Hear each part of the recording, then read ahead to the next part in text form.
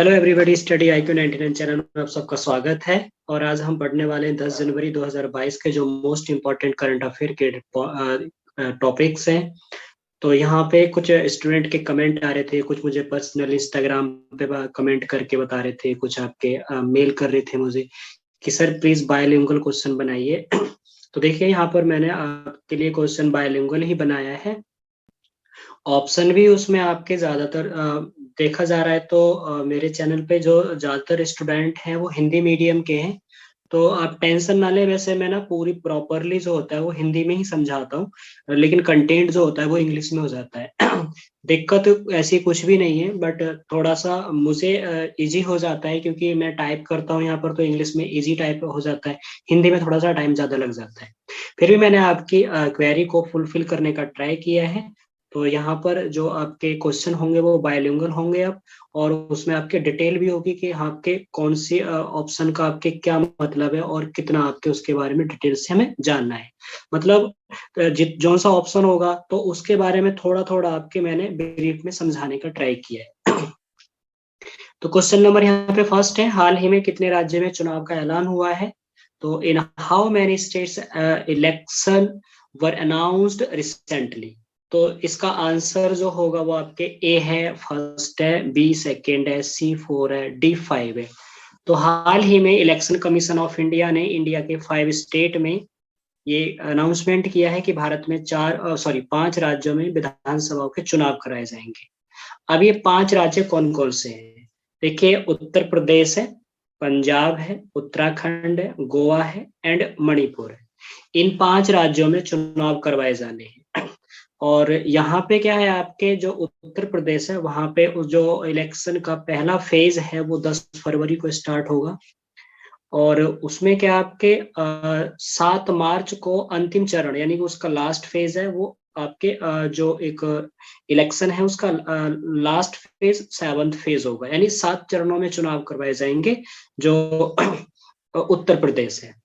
उसके बाद में आगे दे रखा है 10 मार्च को, यानी रिजल्ट आ जाएंगे आपके विधानसभाओं के, और उत्तर प्रदेश में 7 चरणों में चुनाव होगा। तो यहाँ पे आपके 7 फेज, तो पहला फेज 10 फरवरी को है और आपके लास्ट फेज जो होगा वो 7 मार्च को है। तो क्वेश्चन था हमारा कि हाल ही में कितने राज्यों में विधानसभा के चुनाव करवाने की घोषणा की गई? तो 5 राज्य हैं। नेक्स्ट, इसमें आपके इन्होंने फेज का डेट भी दिया है यहाँ पर कि भाई कितने फेज में, जैसे 7 फेज है, 7 चरण है, तो 7 के 7 चरण यहाँ पर आप देख लेंगे।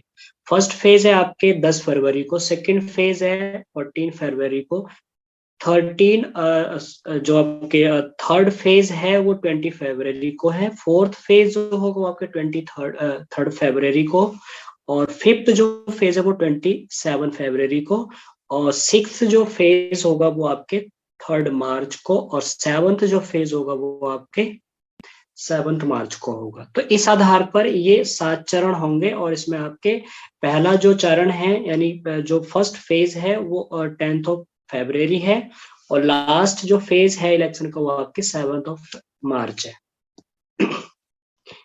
नेक्स्ट, अब इसमें देखिए और भी थोड़ी सी डिटेल दी है, तो उसको डिटेल को भी जान लेते हैं। पंजाब, उत्तराखंड, गोवा के 1 चरणों के मतदान 14 फरवरी को होंगे। किस किस के बोल रहा है? पंजाब, उत्तराखंड और गोवा के 1 चरणों के मतदान जो होंगे वो आपके 14 फरवरी को होंगे।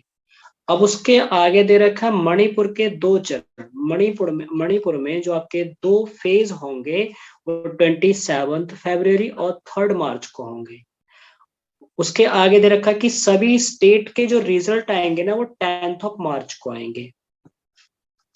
उसके आगे फिर हमारे लिए जो मोस्ट इंपॉर्टेंट है उसमें ये है कि इन राज्यों में विधानसभाओं की सीटें कितनी है। ये क्वेश्चन जरूर पूछा जा सकता है, इसको प्लीज आप सारे स्टूडेंट अच्छे से माइंड में सेव कर लेना कि उत्तर प्रदेश में कितनी विधानसभा सीटें हैं।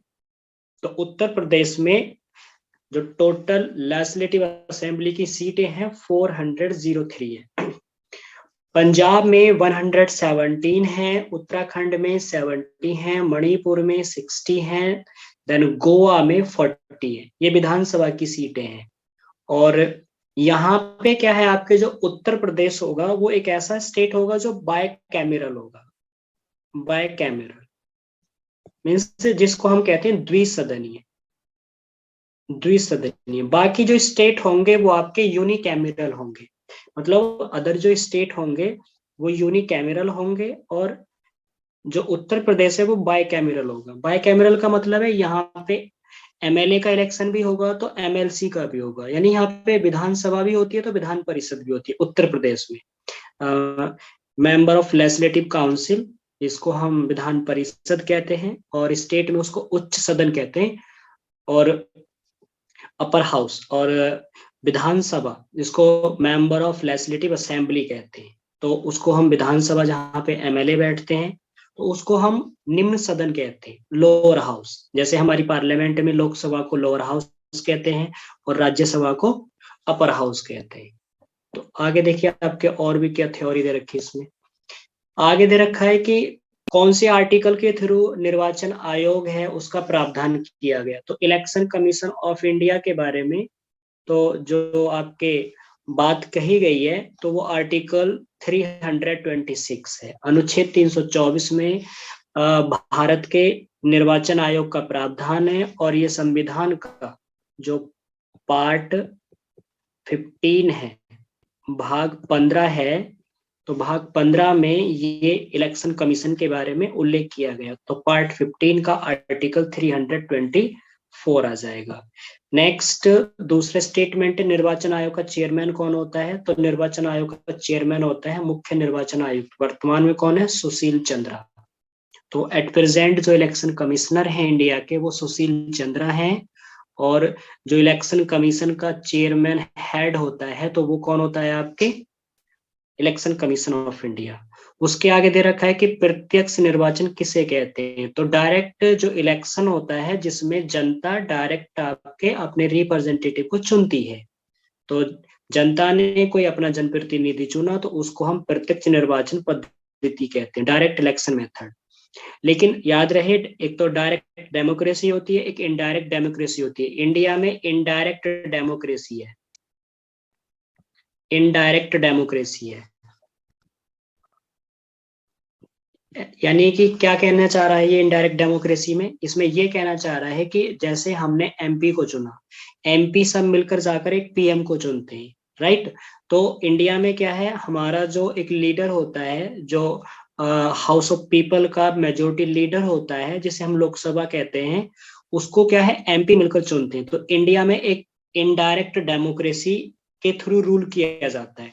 जबकि इसके अपोजिट में एग्जांपल लेंगे आप तो आपने नाम सुना होगा स्विट्जरलैंड। तो स्विट्जरलैंड जो आपके यूरोप में आता है, तो वो कंट्री जो है स्विट्जरलैंड एक डायरेक्ट डेमोक्रेसी के एग्जांपल है, जबकि इंडिया एक इनडायरेक्ट डेमोक्रेसी के एग्जांपल है।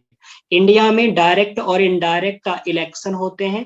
जैसे एमएलए के, एमपी के इलेक्शन जो होते हैं वो इनडायरेक्ट भी होते हैं, डायरेक्ट भी होते हैं। तो उसको कभी अलग से डिस्कस करेंगे कि आपके डायरेक्ट इलेक्शन किसके होते हैं, इनडायरेक्ट किसके होते हैं। तो अभी हमें यहाँ पे इतना नहीं जाना है, बस इतना याद रखना है कि जितने ये एमएलए के इलेक्शन करवाए जा रहे हैं 5 राज्यों में, तो एमएलए के जो इलेक्शन होंगे वो डायरेक्ट ही होंगे। और ये जो प्रत्यक्ष निर्वाचन पद्धति जिसे कहते हैं, तो इसमें क्या है, जो पीपल होती है, जनता होते हैं, वो डायरेक्ट आपके अपने रिप्रेजेंटेटिव को इलेक्ट करती है, चुनती है। उसके आगे फिर दूसरी लैंग्वेज दे रखी है कि भारत में निर्वाचन सूची तैयार करने की जिम्मेदारी किसकी होती है। तो ये भी किसकी होती है, आपके इलेक्शन कमीशन ऑफ इंडिया, निर्वाचन आयोग की।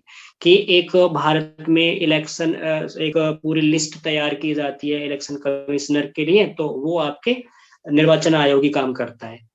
उसके बाद में बहुत बार क्वेश्चन पूछा गया कि भारत में सामान्य चुनाव कब करवाए गए थे। जनरल इलेक्शन जो करवाए गए थे वो 1951 से 1952 में करवाए गए थे, ये कई बार पूछा गया है। और इवन 1952 को ही इंडिया में जो राज्यसभा है उसको स्टैब्लिश करवाया गया था। जो अपर हाउस है उसकी स्टैब्लिशमेंट भी 1952 में हुई थी। उसके आगे ये थोड़ा सा और पॉइंट दे रखे हैं आपके। तो एक तारकुंडे समिति थी, तारकुंडे कमेटी है, और गोस्वामी कमेटी है। इसका रिलेशन किससे है, तो ये जो चुनाव व्यवस्था के आमूल सुधार हुए थे, मतलब जो आपके एक इलेक्शन मेथड थे, इलेक्शन एक सिस्टम था, उसमें जो रिफॉर्म करवाए गए थे, तो ये रिफॉर्म के लिए ये कमेटियां गठित हुई थी, तारकुंडे समिति है, गोस्वामी समिति है। उसके आगे देखा, भारत में पहली बार महिलाओं को मताधिकार कब प्राप्त हुआ? इंडिया में पहली बार विमेन्स को जो राइट टू वोट मिला वो 1926 में मिला, जब इंडिया ब्रिटेन का कॉलोनी था, 1926 में। उसके आगे पूछा है कि भारत का प्रथम मुख्य चुनाव आयुक्त कौन था? तो सुकुमार सेन थे, जो फर्स्ट इंडिया के इलेक्शन कमिश्नर थे। जबकि हमने अभी स्टडी किया कि इंडिया में एट प्रेजेंट जो इलेक्शन कमिश्नर हैं वो सुशील चंद्र है। उसके आगे क्वेश्चन नंबर सेकंड है। क्वेश्चन नंबर सेकंड है, हाल ही में पंजाब के नए डीजीपी कौन बने? Who has become the new DGP of Punjab recently? तो ऑप्शन ए है बीके भवरा, बी है सिद्धार्थ चट्टोपाध्याय, सी है दुर्गा शंकर मिश्रा, और डी है अमीर सुबहानी। तो देखिए यहाँ पे डिटेल में आपके दिया गया है, बीके भवरा इसका आंसर हो जाएगा। जो बीके भवरा हैं वो पंजाब के नए डीजीपी बने हैं, 1987 बैच के आईपीएस अधिकारी हैं ये। और जो वीरेश कुमार भवरा हैं, भावरा बोल देते हैं इनको, इन्होंने शनिवार को पंजाब के पुलिस महानिदेशक यानी डीजीपी का पद ग्रहण किया है। और इनसे पहले जो पंजाब के डीजीपी थे वो सिद्धार्थ चट्टोपाध्याय थे। अब आपको ऐसा क्यों याद रखना है? क्योंकि अभी आपके पंजाब में बहुत बड़ा क्राइसिस चल रहा है सिक्योरिटी को लेकर, इसलिए वहां के जो डीजीपी है ना वो चर्चा का विषय बने हुए, इसलिए यहाँ पर ये क्वेश्चन बनाया गया है।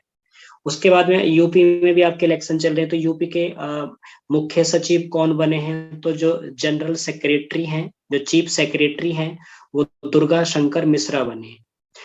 और बिहार के जो नए मुख्य सचिव कौन बने हैं? तो जो बिहार स्टेट है उसके भी जो चीफ सेक्रेटरी हैं वो आमिर शुभा बने हैं। ये भी रिसेंटली आपके क्वेश्चन ही करंट में चल रहा है, तो इसलिए यहाँ पर मैंने आपके इनको आपके साथ में शेयर कर दिया। पंजाब के बारे में थोड़ा सा बेसिक जान लेते हैं। देखिए, कैपिटल चंडीगढ़ है, गवर्नर यहाँ के बनवारी लाल पुरोहित हैं, चीफ मिनिस्टर चरणजीत सिंह चन्नी हैं, ये इंडियन नेशनल कांग्रेस को लीड करते हैं। और लेजिस्लेचर जो यूनिकैमरल है, यानी यहाँ पे जो है आपके जो विधानसभा है वो एक सदनीय है, यहाँ पे विधान परिषद नहीं है, विधानसभा ही होती है। एमएलए ही यहाँ पर आपके चुनाव लड़ते हैं, एमएलसी के चुनाव नहीं होते। उसके बाद में फिर आपके नीचे दे रखा है कि पार्लियामेंट्री कॉन्स्टिट्यूएंसी लोकसभा, यानी इसमें लोकसभा की सीटें कितनी हैं? तो लोकसभा की सीटें आपके 13 सीटें हैं, यानी पंजाब से लोकसभा में 13 सीटें आती हैं, राज्यसभा से 7 सीटें आती हैं।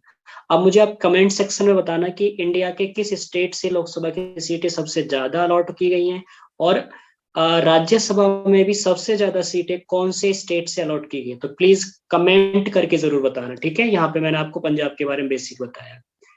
क्वेश्चन नंबर थर्ड है, हाल ही में ओपेक के नए महासचिव कौन बने? Who has become the new secretary general of OPEC? देखिए ये क्या है, आपके जो ऑयल प्रोड्यूसिंग एक एक्सपोर्टिंग कंट्रीज होते हैं, एक उनका ग्रुप है ये।